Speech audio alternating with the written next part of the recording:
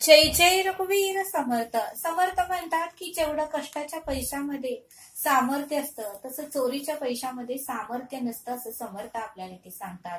आणि म्हणूनच समर्थ म्हणतात की चोरी करून किंवा इतरांना फसवून आणि किंवा काळा पैसा घेऊन आपल्याला त्याचा काहीही उपयोग होत नाही, असं समर्थ आपल्याला ते सांगतात. समर्थ म्हणतात की ज्या पद्धतीने आपण पैसा कमवतो त्याच पद्धतीने तोही पैसा जातो, असं समर्थ आपल्याला ते सांगतात. आणि म्हणूनच समर्थ म्हणतात की कष्टाच्या पैशाला खूप सामर्थ्य असतं. कष्टाचा पैसा जरी 5,000 जरी महिन्याला आपण कमवले तर त्याला सुद्धा खूप सामर्थ्य असतं, असं समर्थ आपल्याला ते सांगतात. आणि म्हणूनच समर्थ म्हणतात की त्रास जरी झाला आणि दुःख जरी झालं तरी कष्टाचाच पैसा कमवा, इतरांचा पैसा घेऊ नका किंवा कोणाचीही चोरी करू नका किंवा कोणालाही फसवू नका, असं समर्थ आपल्याला ते सांगतात. आणि ते समजावून सांगण्यासाठी समर्थ आपल्याला एक छोटासा बोध सांगतात. समर्थ म्हणतात की एका गावामध्ये 2 चोर होते आणि ते नेहमी इतरांची चोरी करत होते आणि चोरी करून आपला घर संसार चालवत होते. प्रत्येक ठिकाणी जाऊन ते चोरी करत होते आणि मग मात्र चोरी करत असताना मात्र ते एका आश्रमामध्ये पोहोचले, एका गुरूंच्या आश्रमामध्ये पोहोचले. आणि त्यावेळेस मात्र गुरूंच्या आश्रमामध्ये नामस्मरण होतं, सत्कर्म होतं, पुण्याई होती. त्यामुळे त्या चोरांना खोटच बोलता येईना आणि त्या चोरांच्या मुखातून खरं तेच बाहेर पडलं. आणि मग मात्र ते गुरूंनी विचारलं की तुम्ही कोण आहात आणि तुम्ही कोठून आला आहात. त्यावेळेस ते चोर म्हणाले, आम्ही चोर आहेत आणि आम्ही इतरांची चोरी करतोय आणि आमचं घर चालवतोय. त्यावेळेस मग गुरुदेव म्हणाले की चोरी करणं हे पाप आहे. त्यावेळेस ते 2 चोर म्हणाले की गुरुदेव, चोरी करणं हे पाप नाही आणि पाप आहे हे आम्हालाही माहिती आहे, पण आम्ही जी चोरी करत आहे दोघं, त्या चोरीमध्ये आम्ही 3 वाटणी करतोय, त्यामुळे आम्हाला पाप हे लागतच नाही. त्यावेळेस गुरुदेव म्हणाले, मला स्पष्ट सांगा, मला काहीही कळालं नाही. त्यावेळेस ते 2 चोर म्हणाले की आम्ही प्रत्येक गावामध्ये जाऊन, प्रत्येक मंदिरामध्ये जाऊन आम्ही चोरी करतोय आणि चोरी करतोय म्हटले. मंदिराच्या बाहेर जे दास असतात त्या दासांची सुद्धा आम्ही चोरी करतोय म्हटले.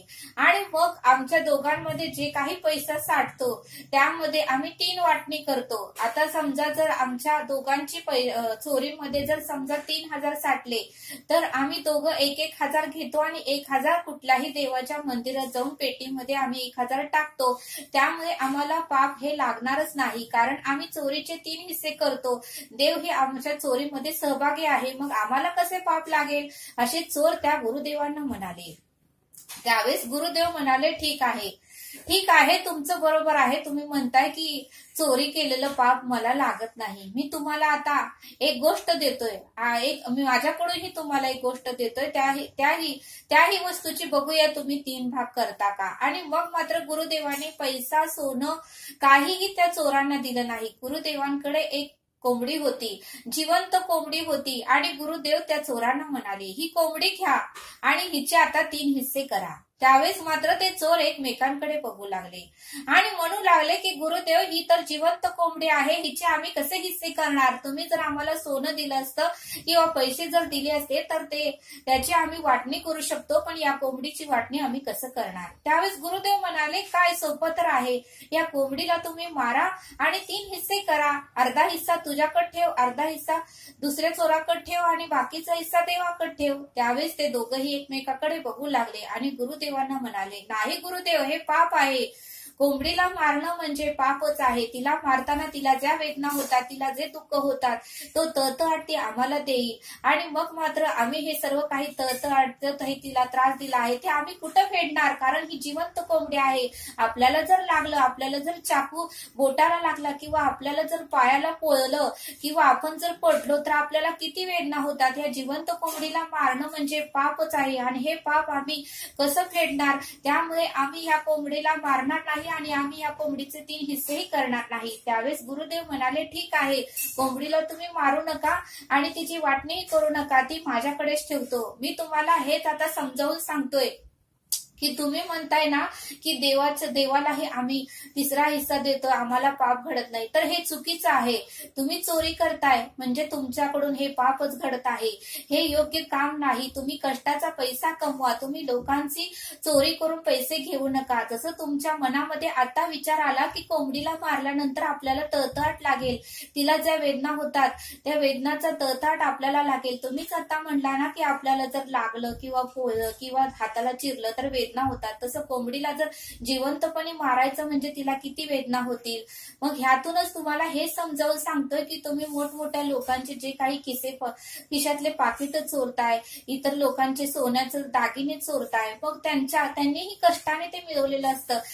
त्यांनाही झाडाला पैसे लागलेले नसतात. त्यांनीही बाहेर जाऊन कष्ट करून घाम गाळून तो पैसा कमवलेला असतो आणि तुम्ही त्यांचा पैसा सहज घेता आणि चोरी करता आणि एखाद्याचं सोनं सहज घेता. पण त्या व्यक्तीला ते पैसा कमवण्यासाठी किंवा सोनं खरेदी करण्यासाठी त्या व्यक्तीला किती त्रासातून, किती वेदनेतून, किती दुःखातून जावं लागलं हे त्या व्यक्तीला विचारल्यावरच कळेल. आणि मग मात्र त्या व्यक्तीचा तळतळाट, त्या व्यक्तीचा तुम्हाला तळतळाट लागला आहे. त्या व्यक्तीने जे काही कष्ट त्रास सहन करून पैसा कमवलेला तो सर्व तळतळाट तुम्हाला लागतोय.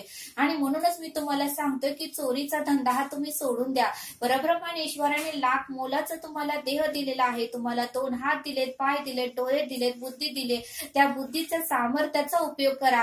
कुठलं तरी एखादं छोटंसं हॉटेल घाला, चहाची टपरी घाला, वडापावची टपरी घाला, कुठेही कष्ट करा, पण कष्टानेच पैसा मिळवा. कष्टाच्या पैशाला जेवढं सामर्थ्य असतं, कष्टाच्या पैशाला जेवढं पुण्याई असते, तेवढी चोरीच्या पैशाला सामर्थ्य नसतं, चोरीच्या पैशाला पुण्याई नसते. आणि तुम्ही हे जो लोकांचं तळतळाट घेत आहे ते पुढे जाऊन तुम्हाला फेडावंच लागणार आहे. आणि हा जो पैसा तुम्ही कमवलेला आहे हा कुठंतरी डॉक्टरांकडे किंवा कुठंतरी तुमचाही असंच कोणीतरी तुम्हाला फसवणार आणि तुम्ही जे काही लोकांचं घेतलेलं आहे तेही तुमच्याकडून सगळं काही जाणार आहे. हे त्रिकालाबाधित सत्य आहे. हे गुरुदेवांनी त्या दोन्ही चोरांना समजावून सांगितलं. त्यावेळेस मात्र त्या दोन्ही चोरांचे डोळे उघडले आणि त्यांनी गुरुदेवांची क्षमा मागितली. हे गुरुदेव आम्हाला क्षमा करा. खरंच देवाचीच प्रचिती आहे.